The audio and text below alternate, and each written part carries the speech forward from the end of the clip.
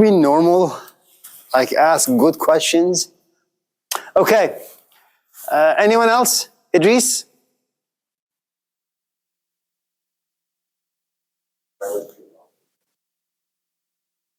Can silence be a positive thing? Look at Ray, of course. Yeah. Ray, anything? Ulysses? Kenning? Enoch? Samuel? Anything? Okay. So let me just... First question is the tragedy of being a child and all the tragedies that will befall you at different stages in life and how you can, I suppose, be ready for that. If you're a student, how do you find a teacher? Okay. And why don't parents seek therapy before deciding to have a child?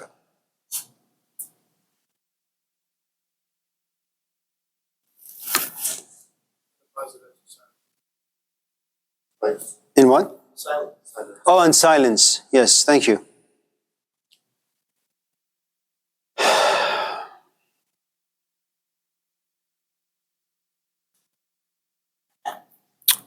So let's tackle the first one, I suppose the easiest, which is why is it that individuals who get together and form a relationship and due to passion or boredom or basically tradition, they decide to have children? And if that's the case, why they don't first go visit a therapist office to figure out the do's and don'ts? Their own issues. Sure, their own issues. Yes. Yeah. How heavy should it be? I'm sorry, how?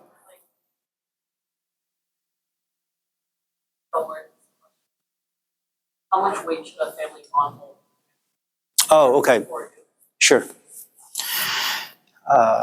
So to what extent should you feel enslaved by your parents? Okay.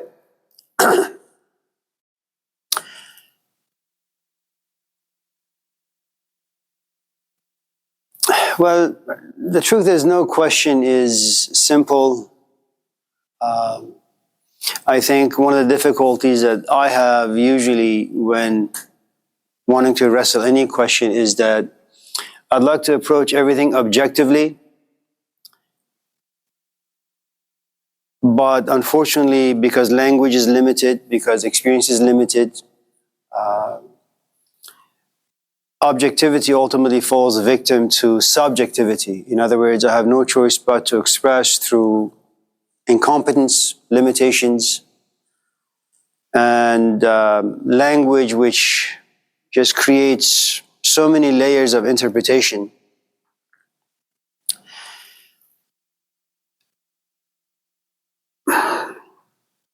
You know, if you have read, say, the works of Jane Austen, or you've seen the movie Pride and Prejudice, hello, one of the things you realize is that not most, but some people have big estates. They have a big house, big front yard, big backyard. They have acreages of land in the middle of which the house sits. And for entertainment, people used to have lots of sex. Birth control was created around the 1960s, which was to some extent a blessing for women as well as men, because now you could have sex without obligation, without the risk of pregnancy, unwanted, pregnancies, marriage, and so on and so forth. And so when you had a daughter, you had to wait for a man who was relatively privileged to knock on your door and ask for your daughter's hand. And parents would usually just say okay to anyone, especially if they were rich. Once in a while, you would have a black sheep in the house, that you had a woman who was intelligent, who was reflective, who was self-aware, and she refused to be exploited, in the sense that she didn't want to follow the social rituals or traditions. I'm just not going to marry anyone who knocks on the door. I want to fall in love. And that's one of the things about Jane Austen, that love is good, but money also is good. Without money, love will become contaminated. Money with no love will also create for a very toxic relationship. But for many, many thousands of years, the way things worked is that you and I used to live in tiny little villages, maybe population 1,200, maybe 1,500. You would never leave your town. You would probably just die in the place you were born. You'd probably marry a niece or a nephew or a neighbor's son or daughter. You wouldn't marry anyone from a different village unless you ran into him or her accidentally and then the parents met. So it was a very close-knit environment. Everybody was a Christian. Nobody came from divorced homes. Nobody got drunk. You know what Shakespeare used to say, which was, if you lose a watch, it doesn't make you poor. But if you lose your name, you suffer a great amount of poverty. Because in your name, let's say your name is Thomas Führer, right? So your last name goes to your father, his father, and ultimately, just ancestry. And it means that you have been around, your tradition has been around for 200, 300, 400, 500 years, if not thousands of years, which means that you, as a 20-year-old, has no choice but to be the carrier of that tradition. And should you tarnish that, you have lost your name. You'll become an outcast. And your parents will have no trouble getting rid of you. It's not like today where parents are very, very careful how they should behave towards their kids so that they don't end up in therapy, that parents don't suffer from guilt. It wasn't, a few years ago, it was perfectly fine for parents to slap a kid. Not as an abusive instrument, but as an educational instrument. I told you 10,000 times not to eat too much ice cream. And then you get a whacking. Now, when you do have children, or you did have children, there was no reason for parents to sign you up for summer camp or any camp. They would have no need to put you in certain classes, after school programs. You go to school, you come home. You don't see your parents, you just go into the streets and play. You come home around midnight. Kids raise their own kind. Parents are not very involved. And at the same time, you live in a certain environment where even though your parents are not involved, they really have such a heavy hand in your life, in the way you shape your ideas, your opinions, the way you're going to live your life, who you're going to marry, when you should have children. And just in case your parents don't really have much of a heavy hand, your neighbors do. If your neighbors don't have much of a heavy hand, the social structure does. Ultimately, everybody turns out to be the same.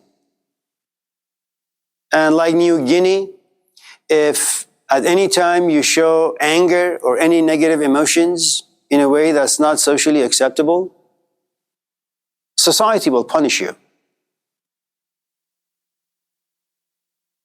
You can't come to class with food, knowing full well there are 50 people sitting. Some of them are hungry, some of them are homeless. It's not about you. Just talking about how things used to work. You can't just come to class with drinks. You can't raise your hand and ask questions when the instructor is talking. You have no right to ask questions. You're here only with open ears. That's all. That's how society used to work. So the moment you're born, and remember, it's a thing that people do. People have sex, they have kids. A woman doesn't sit and say, "Who am I?" Such questions don't exist. Rarely. A man doesn't come home and say, "My love, are you happy?" No, you don't talk to your wife like that. You don't say love. Are you kidding? It's only now where everything is romanticized. And in all relationships, there's a certain line that will never be crossed between friends or companions. I mean, sure, imagine you and I are a couple. Life consists both good times and bad times. In good times, you look at me and say, Amir, shut up. We both laugh. But when you become accustomed to saying, Amir, shut up, what happens when it becomes a habit and all of a sudden life delivers to both you and I a bad, an unpleasant event? You say, Amir, shut up. But at this time, it's no longer a funny thing to say. Now you piss me off. Now our relationship is fractured. Then the big cities begin to appear. And you end up someone like Jean-Jacques Rousseau. You live in this room for about 16 weeks. You come as a stranger, you leave as a stranger. You don't know anyone. You will never get to know anyone. Assalamu alaikum. Now, you also have the privilege of traveling. You have the privilege of being independent. You have the privilege of having your own bedroom. I mean, these are all new things. You know, 100 years ago, if it was winter time and you want to kind of get warm a little bit, you had to go to the living room. That was where the main heater was. There were no private bedrooms. There were no private bathrooms. You shared the space with everyone in your family. You had no choice but to be intimate with them. You can't just say, okay, I'm just taking my plate to my room and eat alone. Are you kidding? Your father would probably just beat the crap out of you. And you had no choice but to eventually, find some intimacy with your parents. Today, the story is very, very different. Because of so much privilege and so many options out there. And add to it the fact that the social structure doesn't really nourish people well. So the moment you're born as a child, the moment you come out of your mother's womb, the first question you ask is, why am I here? Why do you guys bring me here? And they put you to therapy in therapist's office at the age of like 2 days old. That's just the way the culture is moving. And so when you have emotions that people for the most part didn't have for thousands of years, if, for example, you're trying to have a conversation with your companion, with your parents, but language doesn't convey your emotions justly, sure, you can feel some alienation, some isolation, some degrees of loneliness, but it's because you want to express yourself, but you're limited in many ways.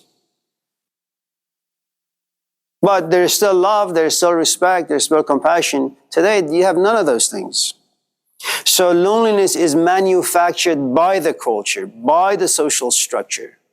And then you say, okay, my life has no meaning. And it has no meaning because of the very many forces of the Industrial Revolution and what it did to human life and human societies and human psyche. Okay. And so you look at your parents and say, okay, I go to school, I don't find it interesting.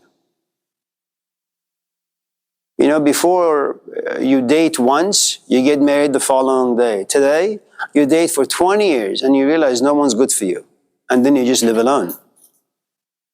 And so in the midst of isolation and loneliness and depression and grief, you kind of say to yourself, well, why did my parents give birth to me? Didn't they know what it means to be a parent and how they should care for kids? Now, most of the questions that people ask in this and other classes are really, really new to us. Divorce is new. Having sex without marriage is new. Dating 5 times a day is new. Taking GE classes is new. Almost everything that we do, modern people, is basically new. It's an experiment. And we have no idea how it's going to go. Shorts. Yes. Yeah.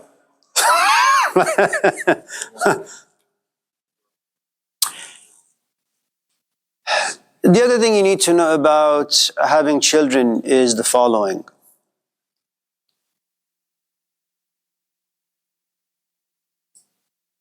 You're not a woman, so understanding this for any man, myself included, is going to be relatively difficult. If you look at biological evolution,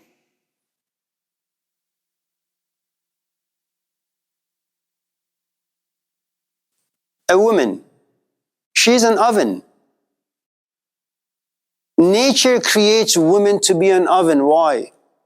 So that the human race is not completely deleted. There doesn't need to be a God. Nature wants to protect what it creates. Why do you think sex is so powerful and intense? If it wasn't, you wouldn't have sex. You wouldn't sit back and say, why am I having sex? Do I love? What is the function of pleasure? Are you kidding? If people were to do that, we would have been gone long, long time ago.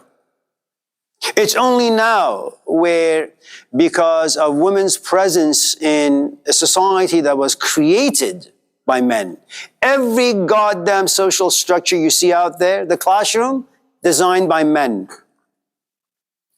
Monasteries, designed by men. Halls of academia, designed by men. The first university in Africa, the Kemet School, designed by men. Lyceum, Aristotle, men. Academe by Plato, men.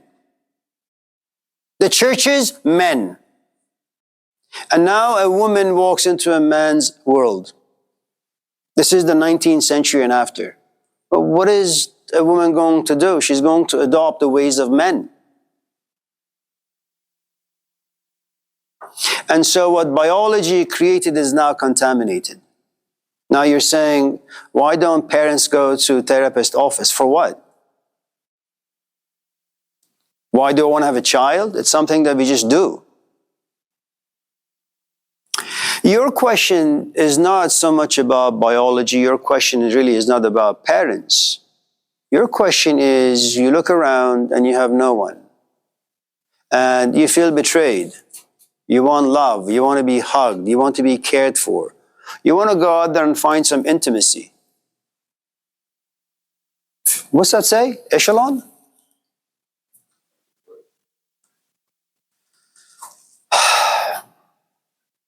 That color looks good on you.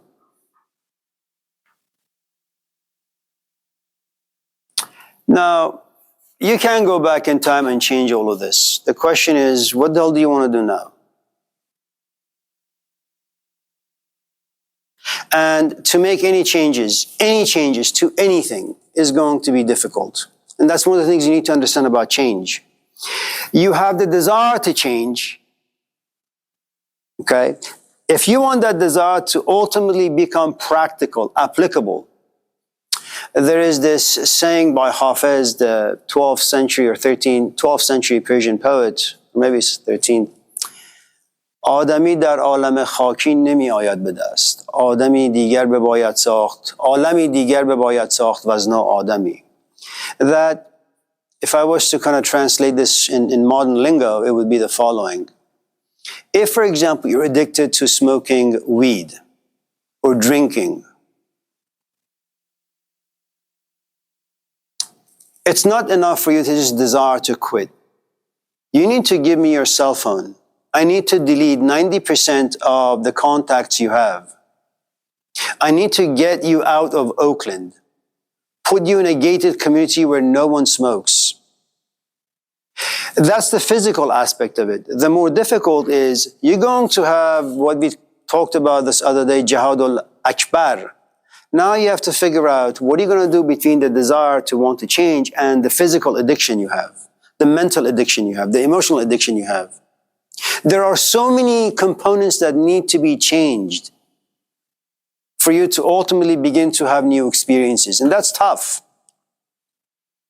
Let's say that you have been wounded by your parents. Forget parents. You have been wounded by life like all of us in this class. Okay? And let's say you tell me that you're just broken, a divided house, and every single day you wake up, you just want to end it. Because you find no meaning, you find no purpose. and your future is like a frozen sea of ice that lives in the past. There is no future except copy and paste of the past. Okay.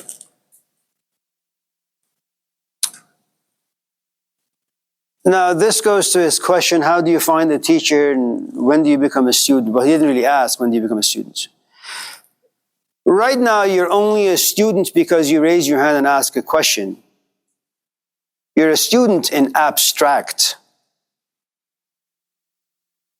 Now, I want to make you a real student. You know what I'm going to ask you? You need to come to my office. But you think that's easy. I get to campus around 5. You need to stand by the door when I get to campus. You need to sacrifice sleep. You need to sacrifice comfortability. Then you're going to come up. Then I'm going to make some coffee. You're going to have some. And then you're going to sit without saying anything. I don't care for your issues.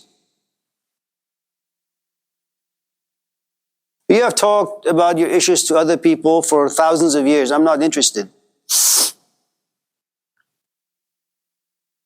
You sit there, and every time you have this urge to open your mouth and say some nonsense, you got to shut it down. And if you can't, I'll do it for you. And then one morning you're going to get up and you're going to make your way to campus. You're going to say, why am I going to go there? You begin to doubt. What, you think I'm going to call you and say, come to the office? No.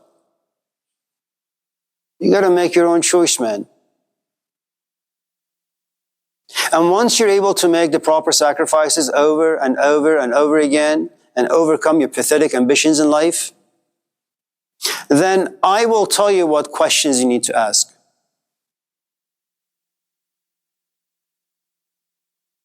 And what sort of things you should be interested in. And then what's going to happen is you're going to have feelings. Oh, he's not listening to me. Doesn't he respect me? I'm a Westerner. He's a low-class Middle Easterner. They're camel jockeys. I get into aeroplanes. What do they have?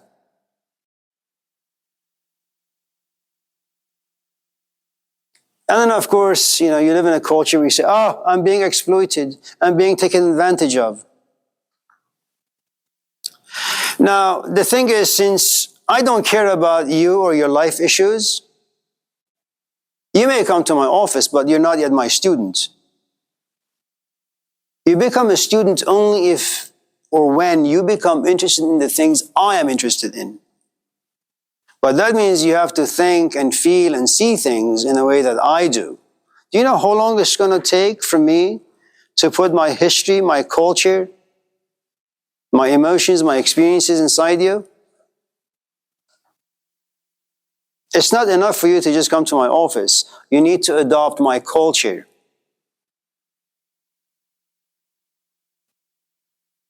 And then whatever it is you want to do with your life, you got to get rid of it. You do philosophy, humanities. And then when you're done with your master's, you come here, I'll give you a job if I'm still alive. If I'm dead, well, tough luck. You're on your own.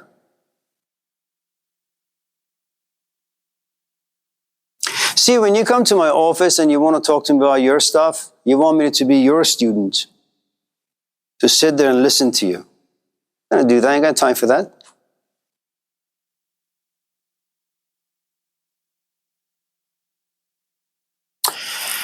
The only obligation that any parent has is to put a roof over your head. All the psychological stuff, they can't do much about it. Go back and read the Gospel of Luke, the prodigal son. Parents always have a handicap. Always. So do kids.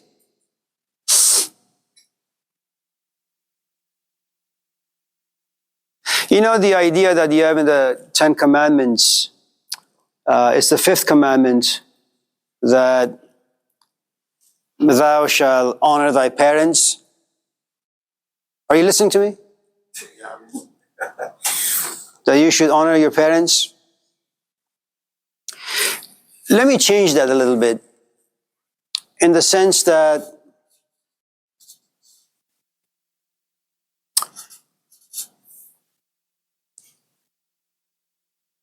you will never, ever, ever be able as a young man to appreciate what your parents go through. But what you should understand is when your mom went to your father and said to him, honey, I missed my cycle. I think I'm pregnant. Sure, there was a good amount of fear, but there was also a great amount of joy in both of them. They're going to have a child. And they went to IKEA together. They bought furniture. They painted your room dark black. They bought you like toys, guns and machetes. All parents have this beautiful narrative about themselves and about how their child is going to be and how their child's future is going to be. No parent ever imagines, while especially the woman is pregnant, that there's going to come a day where they're going to spank their kid. They're going to be impatient. They're going to be agitated. No parent ever does that. In imagination, all parents are perfect. It's only when you have a second child that you're a bit more seasoned now, where a woman looks at the man and says, we need to have a second child because I don't want the first one to go through life alone. Are you ready for this? Changing diapers, the kid like a black hole, taking time, taking space, taking energy. And in the end, the only thing they'll give you back is poop. Are you ready for that? And the husband, the wife said, well, I guess so. What else can we do?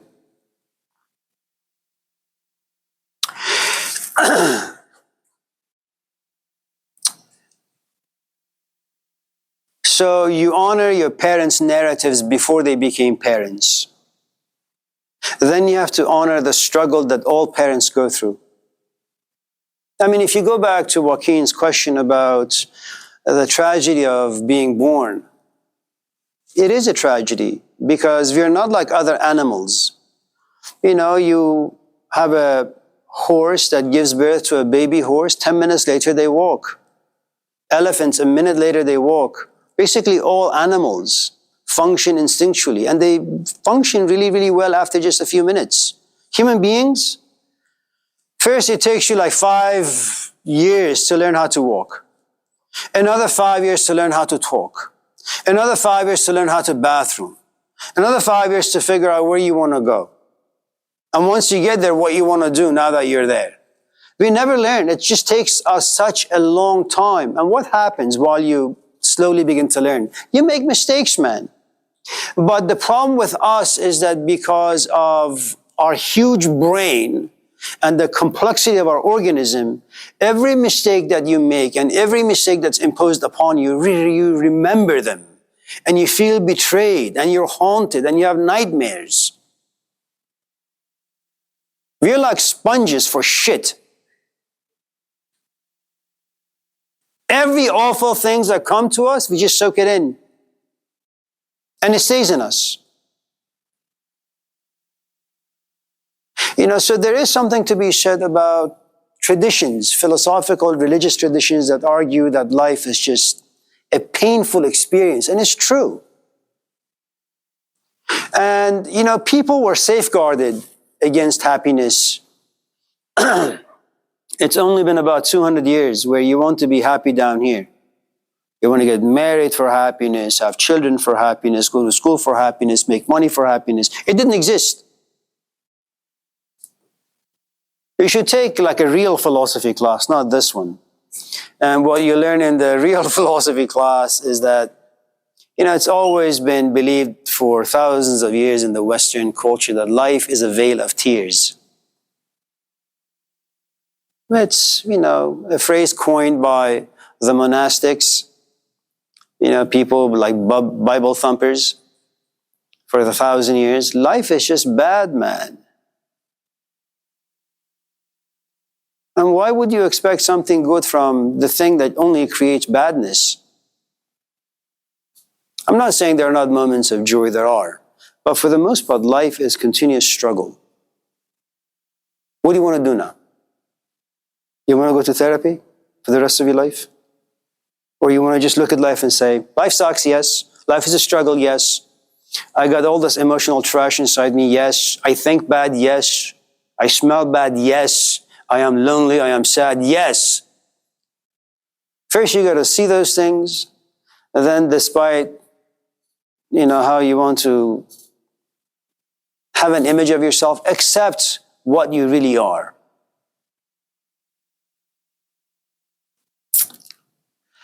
And then find someone, a teacher, who speaks to your issues. This idea about gender issues that are currently taking place. You want to be gay, fine. You want to be trans, fine. You want to be fluid, fine. Do you have the ability to think well about the events of life? It doesn't matter what you want to be, man. Because if you don't know how to think well about life, about yourself, about how emotions function, how thoughts are created, and how ultimately your physical body takes you to these and that place because of thought and emotions, it doesn't matter what you are. You're just going to suffer. You're going to be miserable.